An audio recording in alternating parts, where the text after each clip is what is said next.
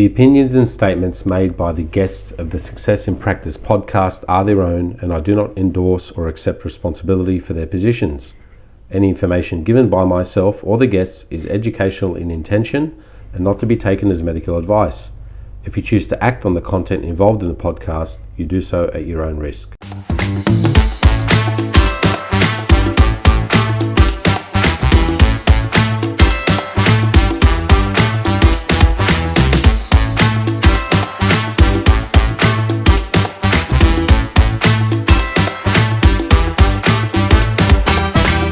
Okay, everyone, welcome to the Success in Practice podcast. Today I'm joined by Jon Marshall. Jon is an osteopath currently operating the Back in Health clinic in Singapore. He's been a qualified osteopath since 2008. In 2009, he began his Master of Acupuncture, and in 2012, he established Manual Medicine Australasia, teaching dry needling to practitioners in Australia and Southeast Asia. Born in Sydney, Australia, he moved to Melbourne at 8, where he grew up. He spent some time in Japan due to his admiration of Aikido, a Japanese form of martial arts. Liaising with Jon, it's primarily clear that his appreciation for this martial art filters through to his personal and professional life. He spends his time now focused on building his clinic in Singapore, teaching and practicing Aikido. He has a keen interest in the treatment of headaches and migraines and is developing a new course in that endeavor. He's married with 2 children and has since moved to Singapore as of 2018. Jon, welcome to the podcast. I appreciate your time. I know the time difference is a little bit different over there in Singapore, so I appreciate you taking the time and effort to join me, mate. It's an absolute pleasure to be here. Thanks, Sammy, for inviting me. It's only 2 hours, I believe, so it's a lot later there than it is here. So, yeah, cheers. Thanks for having me. Hopefully it's a bit warmer over there too, mate. It's getting a bit colder here. Yeah, it's paradise. Every day is between 28 and about 32. So, yeah, you usually know what you're getting. It's either hot or hot and wet. So that's the only option you have. Hot or hot and wet. Okay, we'll keep that in mind when we're freezing our butts off here, mate. Look, I think the best value we can give people today is to explore what you're doing with your clinic in Singapore and also your teaching platform. You moved there in 2018, and one of the things about manual medicine, practicing as a kind of like a hands-on practitioner is, you build a reputation in one clinic in one area, but when you kind of got to get up and leave and move to a whole part of the world, new part, or even a new suburb or a new state, you've kind of almost got to start from scratch. So it means that you've got to take everything you've learned and reapply those systems. And I think, you've done that a few times, and you'll have some valuable insights to give us on how you're going establishing and growing that clinic of yours over in Singapore. I'd like to discuss some of the dry needling courses that you're doing in more detail, and dry needling itself, and ask you about how that plays into osteopathic treatment. Yeah, sure. So, sorry. More? Well, just there's more. Well, mate, I'm really keen on having a chat to you on the teaching side of things. Maybe we can explore the genesis of Manual Medicine Australasia and how that developed, and where you want to take it, really, and also the influence of Aikido on you. I'm interested in that. You told me about it in the little discussion that we had before we had a chat, and I want to know what lessons younger practitioners can learn from that. And also, you've moved away from osteopathy in Australia. You're still an osteopath. You haven't moved away from osteopathy, but you're not practicing in Australia anymore. So there are various reasons as to why you've done that. So I'd like to ask you a bit about that as well. And and if you're still attached to any kind of osteopathy here in Australia, maybe get your views on the current landscape and what's going on. So certainly, that's hopefully what we can cover today. Is there anything that you want to talk about that? I think that's pretty extensive, and it's a good start for at least part 1. So we'll see. We'll see how much we can get through, and hopefully your listeners will find it interesting. I'm sure they will, mate. Look, when did you decide that osteopathy was the right choice for you? What were the circumstances surrounding that? You mentioned growing up. You had a bit of a your growing up. You had an early liking to the Japanese martial art, and you travelled, I think, to Tokyo in 1996. Yep, that's right. And then, how did that kind of then move along? And Jon is now an osteopath. Tell us about that journey. Well, I started Aikido when I was 10 years of age, and I'd been doing judo for a couple of years before then. And the only reason I chose Aikido was that it was about a kilometer from my house. I lived in North Fitzroy. It was up the road in Thornbury. And it was just this amazing world. And the more I kind of got into it, I traveled with my teacher, who's one of my good friends and mentors, Joe Tambu, who's quite a famous practitioner in Australia. And through his exposure, I just became more and more interested and fascinated in the workings of martial arts. So all I wanted to do was, after high school, was go to Japan. So I didn't know what I wanted to do from a study point of view. I wasn't a particularly good student. I liked going to school. I just didn't like going to class. And so not a troublemaker, but somehow I made it through. And I worked in hospitality. I was a bartender for about 3 years, and I saved up enough money and made the leap of faith to go to Japan. And I think leap of faith has always been my motto, because someone once told me that the hardest thing to do with anything in life is making a start and just leaving. Things will happen, things will eventuate, and usually you land on your feet, but you just need to have the confidence to go. And there's a whole lot of metaphors that we can go into later, how that applies to practice. But to answer your question, I'll just keep with the story. And so there was a special instructor's course that was a 1-year instructor's course, and it was pretty full on. It was kind of like being in the military. So it was training alongside the riot police, and we would train. It was 7 till about 2 p.m., 7 a.m. to 2 p.m. every day, except Sunday and Monday. So it was about 20 hours of training a week for a year. And then at that, you could become an instructor teaching Aikido. And so I was 22 at the time, so young and probably a little bit dumb. So being 21 years of age and 22 in Tokyo was, as a single man, was an amazing place to be. But it really gave me perspective on how important you can pretty much achieve anything if you have a goal and you just work your ass off. And I think that's, applicable to everything in life. Like, there was nothing special about that, and there's no revelation. But you do need a goal and you need a start point. And after the course, I had a minor injury on my shoulder, which wasn't surprising considering what we were doing, trying to rip limbs off each other. And so I was taken to the Beijing University, had a branch in Tokyo, and they taught acupuncture. It was a Japanese, he was a Chinese professor teaching in Japanese, translated into English. And so that was twice a week. And that kind of got me really interested in healing. And, he did a few now that I know were orthopedic tests. And I think it was like, empty cans, or, he shrugged something and then he put like 3 or 4 needles in me. And I was just like, I had 2 treatments and I was completely cured and I was hooked. And I was like, what is this? Like, I'd never thought about health sciences or being, a clinician of any type. But I enrolled and did a 2-year diploma, and that was in acupuncture and tuina. So tuina is like Chinese massage, and it wasn't recognized in Australia, but it piqued my interest, and it was like, wow, this is amazing. And I didn't know what osteopathy was. Like, I thought, I like needling, but I was more interested in kind of the manual techniques he was showing, which were similar to HVLA. And I was more interested in that side. And you have to remember, this is almost 25 years ago. People, like, acupuncture still was it was in Australia, but it wasn't trendy, and it certainly wasn't, what people did. And, I'm going to put needles in you. People were kind of like, ugh, it didn't really resonate with a lot of people. And that's certainly changed now, of course.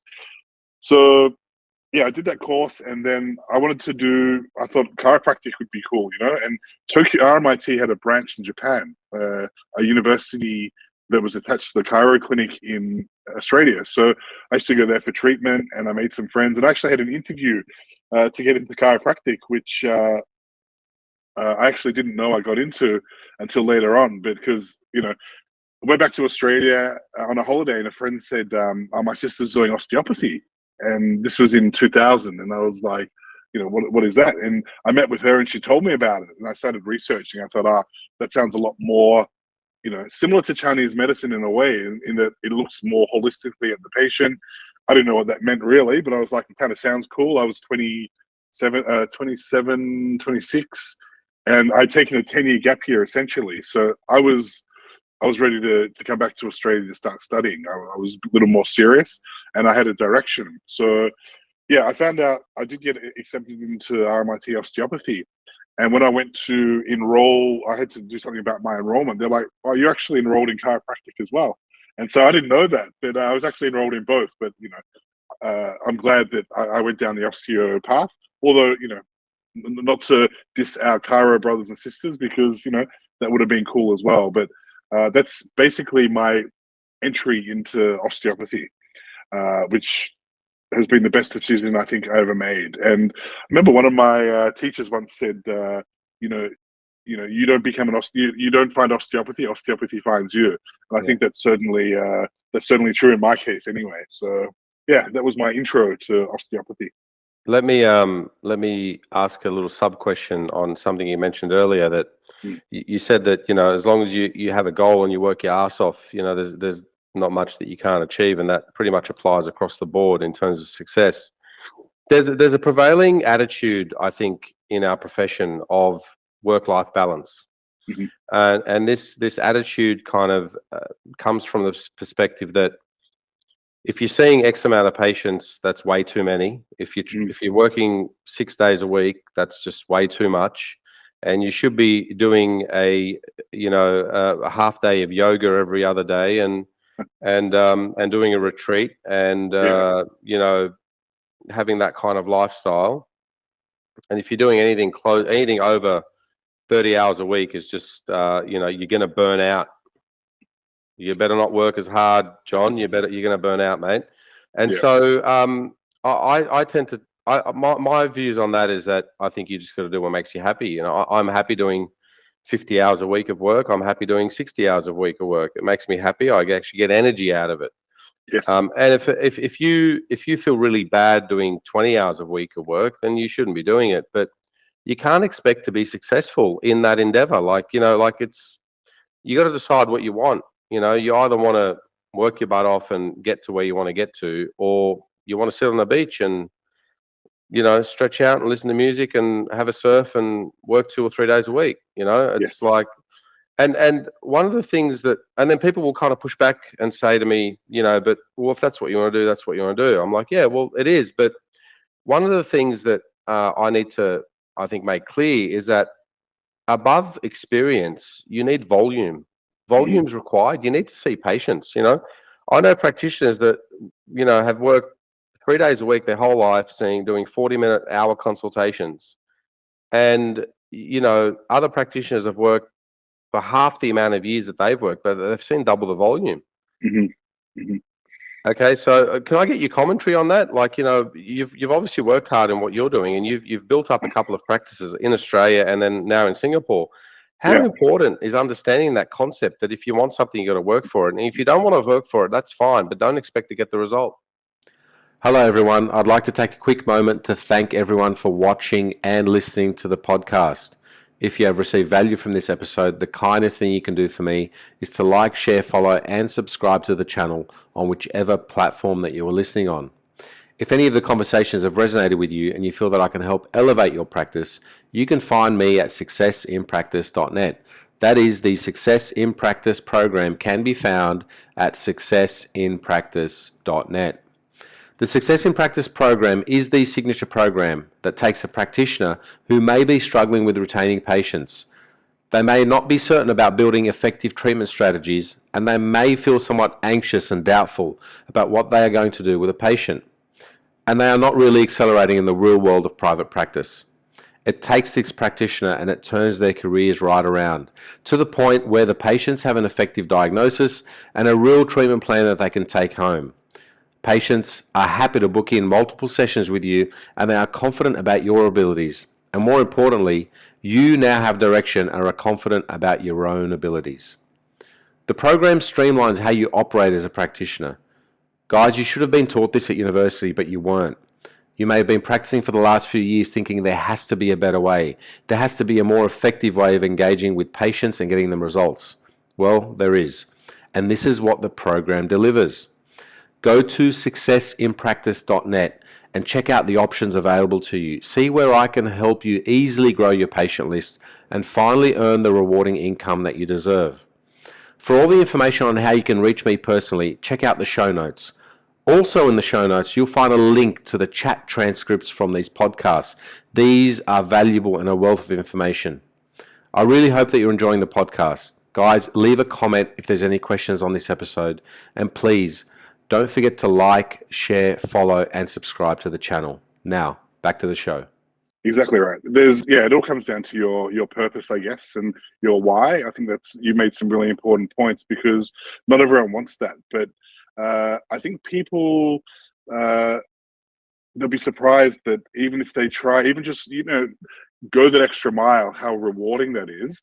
And I think success leads to success. So if you're being successful at doing something, you're more likely to take, I wouldn't say a risk, but you're more likely to repeat that again. And a case in point for me was like leaving Australia. People would be like, I couldn't leave my hometown for 7 years. And it's like, well, the person that goes on that journey is really the same person that, with your experience in the world, you come back a better person. And, if you want to be a smarter person, or you want to be more intelligent, you need to hang out with smarter people, and you've got to have experiences.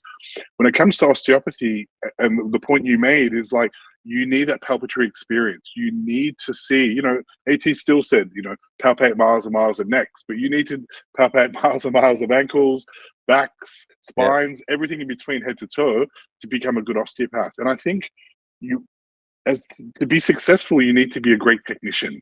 That's one part. You need to be a great technician and good at what you do, but also, be able to communicate. And I think that takes time. And, to be a great communicator, make people feel good, to come and see you is, maybe that trumps technique to start with, but there's so many components to it. The more I think about it, the more I don't have an exact answer. There's lots of components. There's lots of components to it, but you need the practice, right? Yeah. Without the volume, you can't get the practice.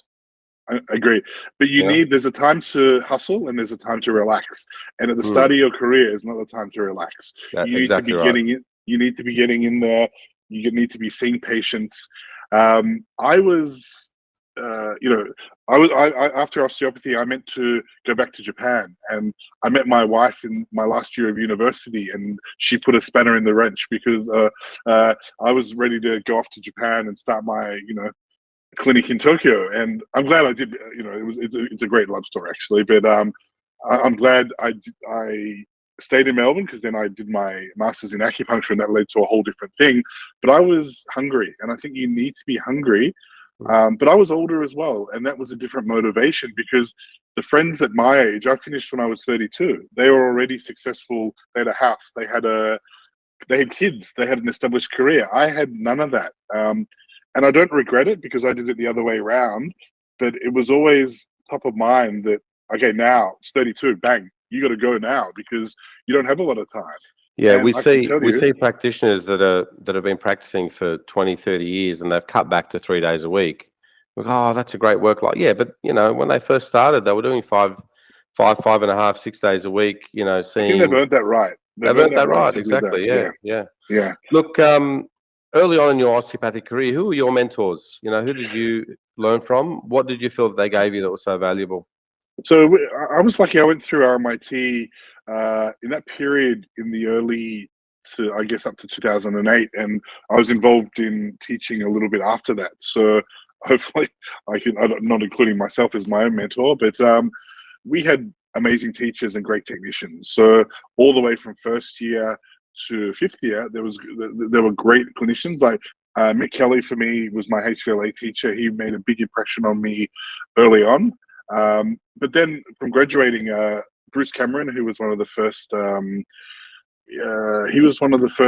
batch to graduate from VU, and he was an amazing man. He is an amazing man, and great hands. He started later in life as well. He had a career before he became an osteopath, and I learned a lot from him. And it was more about, how to treat people as a clinician. So he would get in there. He'd know, oh, Sammy, how's your wife? How's your kid? He'd know everyone. He'd write, and I'd say, like, Bruce, how do you remember? And he'd write it down. He'd be like, okay, Sammy's wife. And then he'd look at his notes beforehand, and he'd have that information there, and he would make people feel like gold. And he did it to me too. I'm just like, wow, this guy's amazing. It's like, no matter what, he was an amazing technician, but he could massage your ego almost. And you walk out of there like, man, this is the greatest guy. And I took that from him. I do that with all my patients. I try and get to know them as much as possible so I can make a connection. And I think without that rapport, you can be the greatest technician. Yes, you know, maybe you're going to be successful, but that's the added ingredient. So yeah, that's what I found very early on.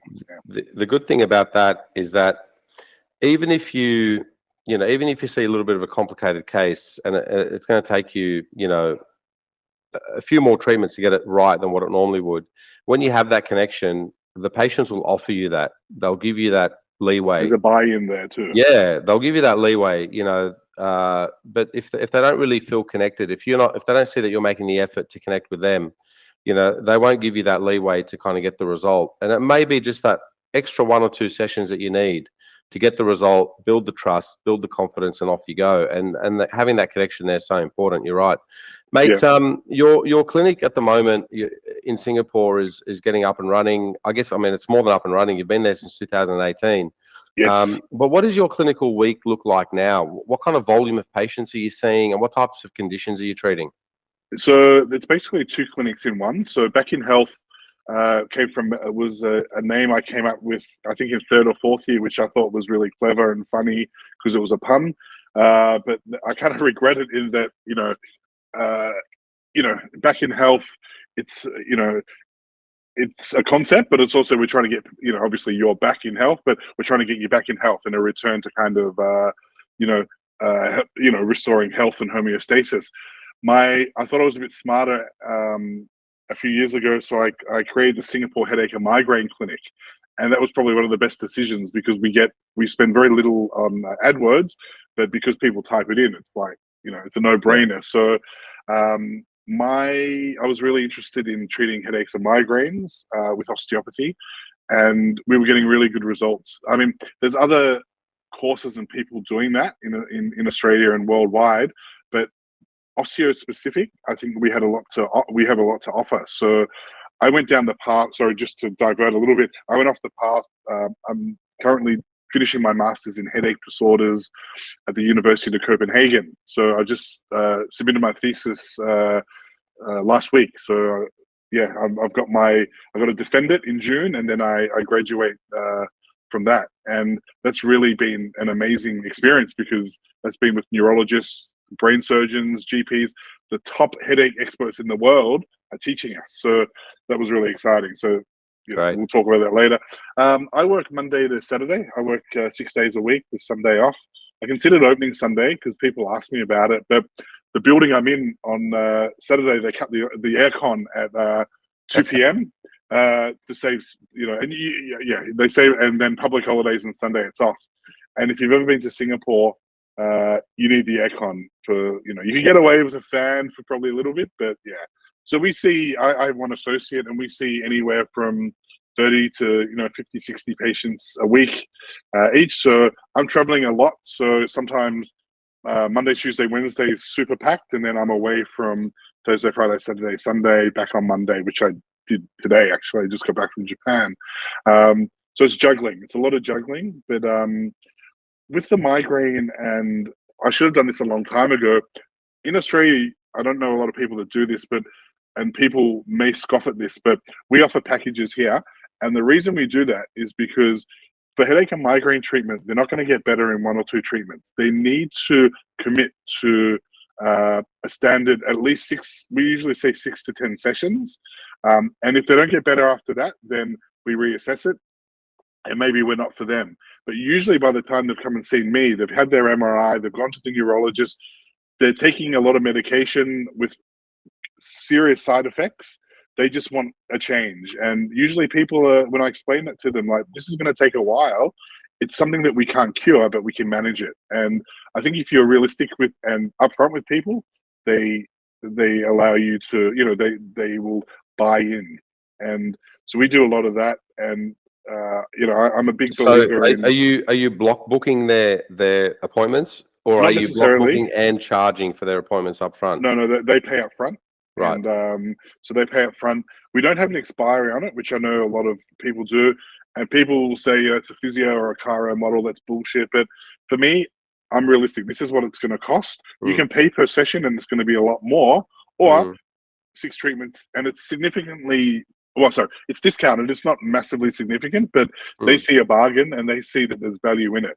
And I say, I'm not pushing this on you. If you don't want it, that's fine. But this is the cost. And then they're like, okay, yeah. And then most people, I would say, over 90% will, if they want to think about it, I said that's fine.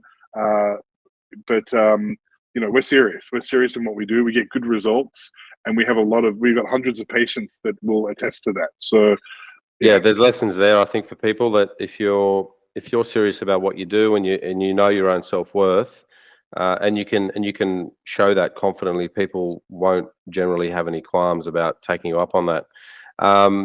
And if I could just say, Sammy, when we come out of uni, especially new grads, you don't feel you're worth 120, 100.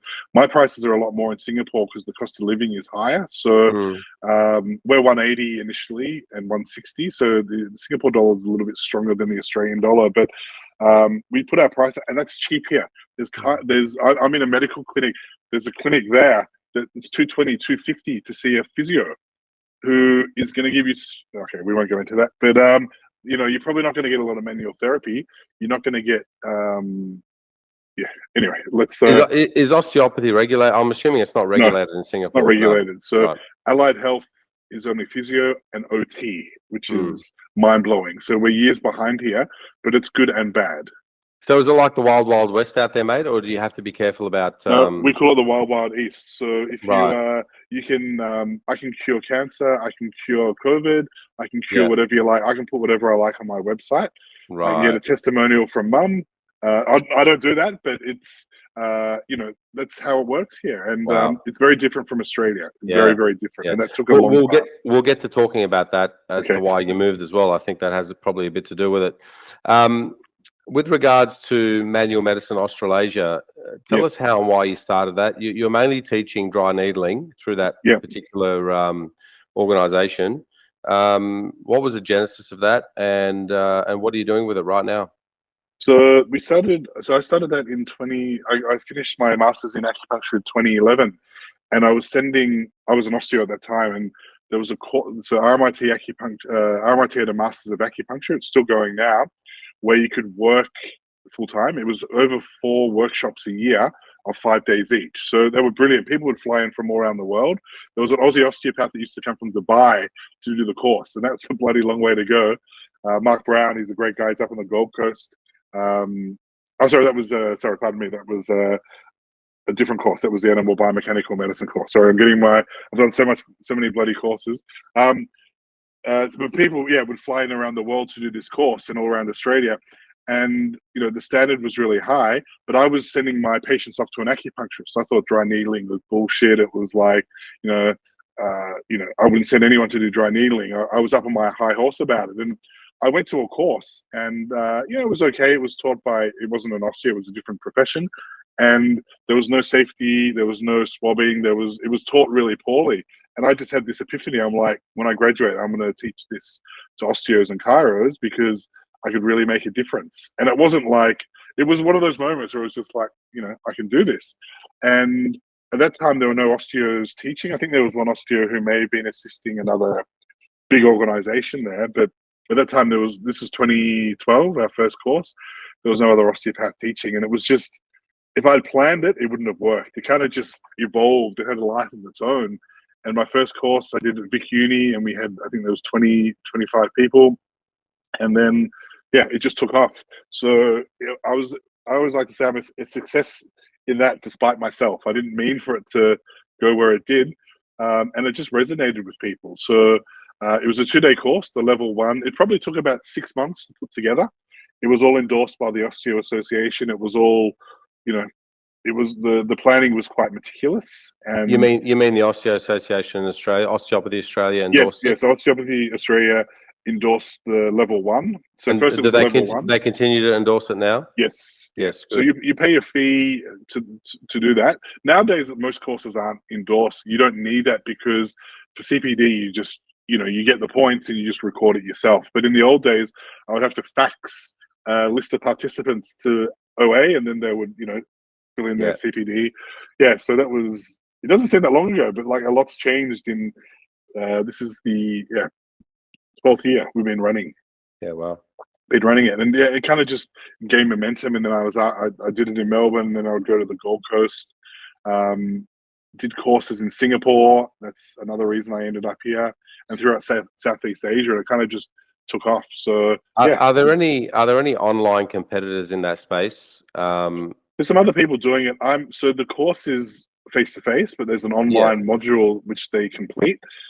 There's a few reasons for this. I don't know if you want me to go into them, but well, I would assume the online module is to just get some educational background to make sure that when you go to do the needling, you're teaching them how to needle, and you can kind of pack more in, right? I mean, 100%, yes. yeah, right. So they're there to see how to needle, and they're there to get you to present that. And we've only got 2 years. They really need. They don't need to listen to me. They can watch me.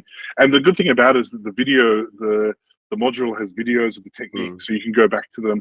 And one thing I hate, and anyone who's doing a course, is this kind of like, you have access for 12 weeks, and then that's it. It's like, you got it for life, as long as I'm alive and I can pay the host, ongoing hosting fees.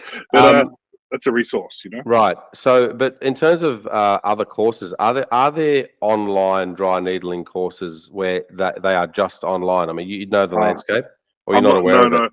No, I'm not aware of just online. Usually the component is online, which I'm pretty sure we started that. Yeah. All right. Dry needling, it's very common practice now.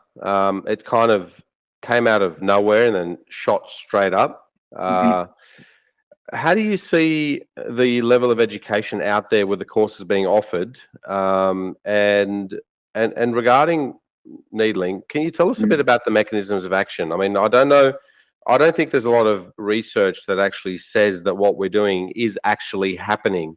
Yes, there is actually a lot of research now. So right. So can you fill the gap there for us? Tell us about the mechanisms of action that we think are going on with dry needling, and what is the research based on that?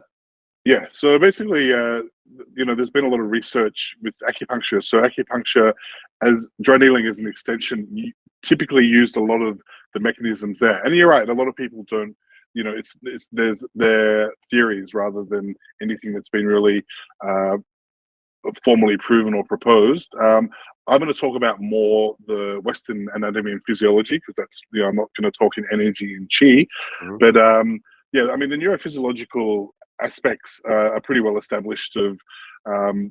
This is how I explain it by, the needle goes into the skin. With pressure, you can do a similar thing, but it actually goes into the muscle. It resets the Golgi tendon organ, so there's a change in the length as well. But it also causes a relaxation reflex. So typically with trigger point needling, and the difference, this is a long, I'll get back to your question, but I got to explain it like this. All right. Trigger point needling is usually what is commonly taught, and that's basically you push an active trigger point that may or may not be there, depending on the book, and then you needle it, and it's more for pain. So you kind of, those hyper-irritable bands in the tissue, you're trying to release, and that works as well. There's also all these, hormones and neurotransmitters that are being released that help, down regulate with pain, the nicks, stuff like that. But with I teach what's called motor point needling. So motor point needling is where the motor point of the nerve is. So the nerve, basically where you can affect the nerve. So the nerve has basically 3 main functions. It's power, perception, so proprioception, power, and pain is basically the main function of a nerve. So people that tell me like, dry needling doesn't work, it's bullshit. It's like, okay, I'll muscle test a muscle and it's weak. So let's talk about the TFL. We bring it up, we bring it into flexion, we try and push it down. If that TFL is not firing properly, so when we say firing, that neurological reflex loop that's going back to the spinal cord is dampened. So it's, for some reason, through pain or inflammation, it's not firing properly. So we can actually test it needle it, stimulate it, retest, and the muscle will be stronger. Now, how long does it last? That depends on the patient and the severity of it, but we can demonstrate from a clinical point of view how to do that. And, supraspinatus, if you're familiar with the point, C7, T1, and the acromion, supraspinatus, you do empty cans, it's weak, you can needle that and you can get an immediate response. Not like come back on Thursday, Sammy, and I'll see if you're better. I can do that in the treatment. And I teach that, and people are just like, it's crazy, because I'm not saying it may work, I can show you it works. So, the mechanism, exactly how it works, is still not sure. We're not sure, but I think it can, basically, if a muscle is hypertonic, or if it's facilitated or inhibited, by needling it, you can actually reverse that. I was just going to ask if you're tapping into that whole facilitation of the... absolutely, yes. Yeah. People talk about different length, like, if it's facilitated, you don't go so deep, and if it's inhibited, you want to wake up the muscle and go deeper. I just go 2 for 1. I reckon once you get into the fascia and muscle, you're going to affect it. But I think the Golgi tendon organs are probably where it's at. And it's the same with HVLA. How do we reset those neurological reflex loops?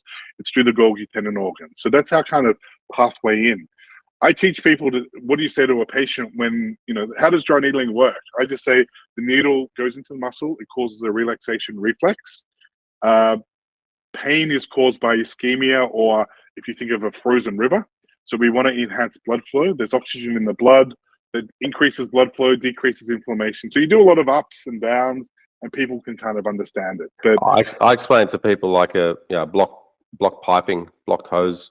If you run the water through the hose at enough pressure, the loop will just keep going around and around, and you'll open up those pathways. So that's a good way of explaining it too. Yeah. I think it has to be easy, but I think what is interesting is if you look into motor point, needling works, and the thing about it, like, it's the tip of the iceberg. You know that success meme? It's like, success, and it's like, the top bit, but it's all like, what's under the water is hard work, success, dedication. It's like that. Needling, it's what you think it does, trigger point release. I'm releasing a trigger point. Yes, on the surface you are, but you're affecting an amazing system, and you probably don't realize how powerful you are. And it's the same as all technique. It's not just dry needling. Dry needling is not the only way of doing it, but I find it's a very quick way to enter the system. So it's a tool in the toolbox. It's an effective tool. It's not the be all and end all, for sure. Yeah, you've taught physios and chiropractors and osteopaths how to needle. They've all attended your courses.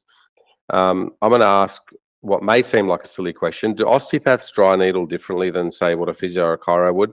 And tell me more about the thought process. So you're using it as a tool, but yet you're still applying osteopathic thought, philosophy, principles, how to pick out strain patterns. And you kind of, where another professional might do 3 or 4 points, you could probably get to the one point, do that, and then just everything opens up. Yeah, so definitely less is more, and it's a really good question, because other courses and professions teach very differently. So because I look at it through an acupuncture lens initially, and more of a systemic, holistic approach like osteopathy, I don't do a lot of aggressive needling. Like, you don't need to like stab someone. And I have a lot of patients that come in, and other practitioners that have done other courses, and say like, man, I did this course, my patients hate it. I hate it. Like, I don't use it, because it's like, I don't want them, it's like I'm torturing them. And it's like, less is more. Once the needle is in there, yes, there is habituation. The body will get used to it. And that's why we do a level 2, because we do, like, stimulation is very important as well. Like TENS, like I do a lot of electrotherapy as well. But you don't need to kill your patient and be super aggressive. You see silly stuff on YouTube, like a straight leg raise. The guy's needling and he's doing a straight leg raise. I'm like, what the fuck? I mean, what the hell is that? Like, it's inappropriate, like my language is then, but just because you can do something doesn't mean that you should. And the whole TikTok thing, don't get me started on that, because people are doing silly things for attention, especially in the HVLA space, which I detest.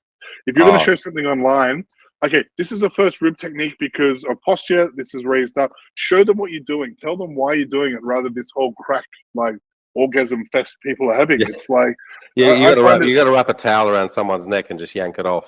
Man, it's like HVLA is such a beautiful tool, but it's a privilege to be able to do it. It's a privilege to be able to treat someone with HPLA, and a lot of these people doing it there are just, they're jokers, and it really irritates me. But anyway, let's be calm.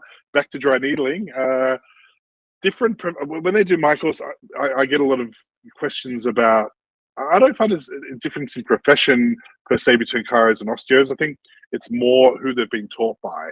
And that's the same with osteo as well, I guess. It's all who you're, I try and introduce motor point needling to them early on. We do it more in level 2, but as long as you know a muscle test, like muscle test the quads, why they're weak, why isn't the patella tracking, muscle test the quads, do 3 or 4 points, smart point. You can put 20 needles in someone if you want. I've seen some ridiculous stuff. I'm sure you have too, like 20 needles in the quads. It's like, man, what a waste of time. Like, it's just ridiculous.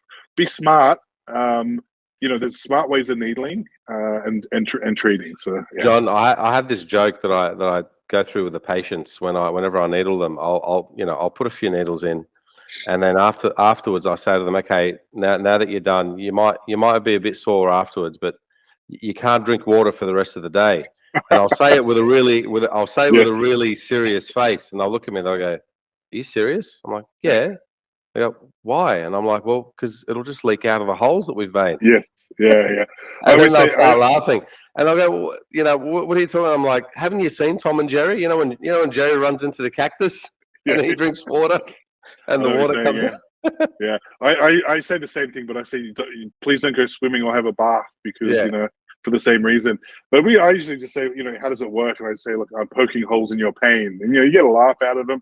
Or I just tell them, like, you're going to be disappointed about how much this is not going to hurt. And they're like, what do you mean? I'm like, believe me. And it's like, I've had dry needling before, and it's usually by the guy across the road who's needling the shit out of someone. And I always say that if you want to needle, if you don't want the patient, then you can do that. But like, if you want them to come back and be, contribute to the healing process, it's ridiculous. Mate, look, you've seen many practitioners in your time practicing. What do you see as some of the key components and attributes to a successful practitioner? Do they have things in common? And can you elaborate on that? What do you think are some of the commonalities? Yeah, I think, communication is key. You have to be good with people as well. You have to be able to build a rapport and, get along with people regardless. And sometimes you may not like the patient, but that's neither here nor there. Like I try not to talk too much. Like, I want them to feel comfortable, but I want the session to be about them. And I think you can gauge if they want to talk or not. If, some patients are super talkative and you get on like a house on fire, like you've known each other for years. Others are a bit more reserved, and I respect that. Like, I don't need to feel the silence. And I think that's really important. Sometimes if you're getting a haircut, sometimes you just want a haircut and the guy's telling you, or the taxi or the Uber driver's telling you about the, politicians, and you're just like, mate, I don't care. Just like, cut my hair.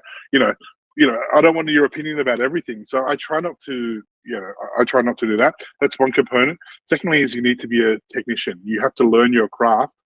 And I dismay when I see people in 50s selling their books, their textbooks. I'm like, you're going to need them now. This is when you need your textbooks. Like, you've used them to pass the test, and that's fine. You've got your piece of paper. Now, it's like you bought a ticket to the train, and now, it's time to get on that train and start, So let me ask you a bit about that. You said you need to learn your craft. So in that space there, I think what most people, especially young practitioners, think is that they need to go and do lots of courses on technique and all that kind of. And I think, yes, that's great. It's good to learn the technique, but without you actually being able to see a patient, diagnose correctly, pick out the pattern, know how to put together a treatment plan, execute on that treatment plan, communicate that really well, and then retain them as a patient, you're not going to be able to build a list, and then you can't apply the techniques that you've done all these courses about. So I think when you say you need to, be a technician, you need to apply your trade. I think what we really mean is you need to have that process of, what are you actually doing? Like, how are you going to diagnose? What's a diagnosis? How are you going to use that diagnosis to then put together a treatment? Why are you doing what you're doing? What's the treatment plan? What are the components of a treatment plan? All these things come together, and that's the art of actually being an osteopath, more so than the technique. The technique is like the actual trade of what you do, and and using your hands. And I get that that takes time, and that will take time. But the art of what we do is not something that is just being played by artists. Like, it's something that can be learned. Like, you know, if you sit there and listen to a guitarist like Slash, you know, from Guns N' Roses, or Eric Clapton or someone like that, you know, and they're amazing. You go, wow, you know, like, I can't play the guitar. I'm terrible at it. I can never be like him. But, you know, he would have started, and he's got a structure in his head, and he's just done it and rinsed it and repeated it and rinsed it and repeated, and now it feels flowy. So they see a practitioner like you or someone with lots of experience, and they go, wow, look at Jon. He's so experienced and it just flows. Yeah, but he's put together a process in his head, and he's applied that process over and over and over again. And that process is teachable. That process can be taught, and it can be applied. And that is the art of that's the gap that is missing between a 50-year university graduate and successful practitioners. That gap is what's missing there. And that's not being taught at university. I asked a student the other day that was observing, and I said, how hard do you press on a patient? And they said, what do you mean? I'm like, well, how do you know how hard to press? And they go, well, I don't know. Isn't it how hard that, like, until they start to, like, if they complain and they just didn't know. And it's such a obvious question, but there wasn't an answer, you know? And, you know, I put that to people, and I'll put the question to you, Jon. How hard do you press on a patient? How much stress do you apply to a patient? How do you know what stress? What are the factors that indicate to you how much stress you need to apply? I just say as much as necessary, as much as that patient comes in with. Every patient is different. There's no cookie cutter approach to it. So it depends on their constitution. It depends on their age. It depends what we're trying to fix. So there we go. Yeah, but you just said it. It depends on their age. So there are things, there are factors. For me, it's their capacity for recovery. You know, if they're of good general health, they're young, they're fit, and they're healthy, put the foot down. You know, use as much stress as you need to elicit a recovery response. You know, but if they're a bit older, they're a little bit arthritic, they've got some systemic conditions, they're going to recover as well. Well, then you reduce the amount of stress, and you might increase the amount of frequency that you see them. So there are little levers that you can play with, and those levers aren't being taught at university level. They're not being taught how to kind of manipulate those levers, and I think that's a massive gap that's missing there. Hello, everyone. Just a quick break to give you some information on where to best find me. The first place is the private Facebook group called the Successful Practitioner Pathway. I've set up this private group as a place where practitioners can go and get tips and advice on how to best accelerate their practice and improve their clinical practice skills. The second place to find me is at successinpractice.net. That is where the Success in Practice signature program is housed. You can find more information about me and how I can best help you achieve success in your practice. So the two best places, the private Facebook group, the Successful Practitioner Pathway, and successinpractice.net. I will link to both those places in the show notes. So for more information, please see the show notes. Now, enjoy, and back to the show. Yeah, well, you just basically described one of the most important strength and conditioning principles, which is specific adaptation to imposed demand. So the set principle, as you know, for something to adapt and to change, you need to stress it enough that it can compensate but not destroy it, and then you'll have that super compensatory phase. And you see that in, you know, that's the secret to treatment. It's a treatment of how to prescribe exercise. You need to accumulate adaptations. That's how you get a patient better. Okay. And so if you don't apply enough stress to accumulate adaptations, they're not going to improve. Exactly right. They're going to recover from that stress, but not to the point of getting any better. And so then one more question, just to add to what you said before I forget. And one more thing is that you also have to be just open. In Japanese, they say shoshin, which is the beginner's mind. And what that means is, like, you can have preconceived, okay, he's got back pain, I'm going to treat it with this and that. But you have to be willing to adapt and go, okay, I'll step back. Maybe it isn't what I think it is. And that learning is forever. And that's one of my main things that I stress to people, is that, like, you don't do 5 years at university, I've got my master's, I'm the king. It's just like, you need to keep learning and adapting. And I've been out, I haven't been out as long as you. This is my 15th, 16th year in practice, and I learn stuff every day. Like, I was teaching a course in Japan, and people asked me a question about, the McMurray's, the stress test, and I was doing it and having to explain it to people. I'm just like, you learn it through, like, it's not this linear way of learning. It's that spiral. You keep coming back to things with a new perspective, and it's fantastic. Like, I love it. It is. And what I've learned is there's nothing new under the sun as well. No, really. Yeah. There's people that have done things before you that you can learn from. I was seeing this thing online the other day, and this guy, he'll pick out a song that's new and happening and hip, and he'll show you the sample that someone's ripped off from the 1970s or 80s that they used to make the song, and I'm like, oh wow, there's nothing new under the sun. People love putting a TM and a circle around something. Like, there was another one, muscle energy technique, and then someone's got muscle activation technique, then someone's got manual adjustment technique. I'm like, come on, man, it's the same thing repackaged nicely. Look, you moved away from Australia in 2018. I know that you mentioned that the running a business and some of the tax implications in Australia weren't to your liking, which is, I feel the same way. I think we're heavily taxed here, and that's a whole nother conversation. What led you to that decision? How's it been for you so far? What are some of the maybe non-osteopathic reasons as to why you moved to Singapore? So for me, it was, again, another leap of faith. And I look back now, and it was really possibly irresponsible, because I had a 2.5-year-old son, a pregnant wife, 2 clinics that were going well, a dojo. I had a martial arts school, and things were good. But I just felt that, and teaching a lot, I just felt like everything was going to be the same forever. And for me, it was a little bit, not frightening, but I just wanted a new challenge. And I'd been to Singapore several times teaching, and I'd spoken to a few practitioners, and there was just something that really appealed to me about, I've been coming to Southeast Asia since I was about 10 years of age. So I love the lifestyle. Well, I didn't know about the lifestyle, but I love the weather, I love the food and the people. And I just thought, I'm going to regret if I don't at least give this a go.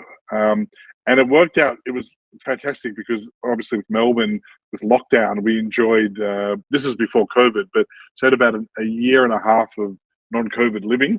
And Melbourne really suffered, and my heart goes out to everyone that was in Melbourne, because it was horrible. There was a lot of stop, start. Whereas in Singapore, for 6 weeks, they had a circuit breaker, we couldn't work, and that was it. And then it was just business as usual. So people here are a little bit different in that they obey. And what I mean by that is, like, I'm not going to wear my mask, but not even, I'm not going to get the injection or the vaccine. That doesn't cross their mind. It's like, like for me, I had to get it because I work with elderly people.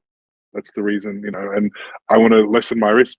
I'm not pro or for or against it. It was just responsible as part of my job. So that's why I did that. But looking back, it was like, it was very risky, because, to set up a new clinic, I didn't want to work for anyone. I don't think I can.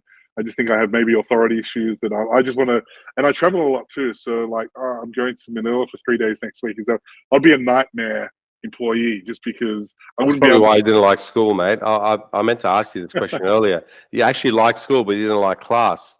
I loved hanging out with my mates. Well, it's amazing, because I spoke to another a practitioner the other day. Well, and he's not a practitioner anymore, but he used to be an osteopath, and he said to me, he hated being stuck to an appointment book, and that resonated with me so much. That's one of the things I dislike most about what I do, is I don't like being tied into an appointment schedule.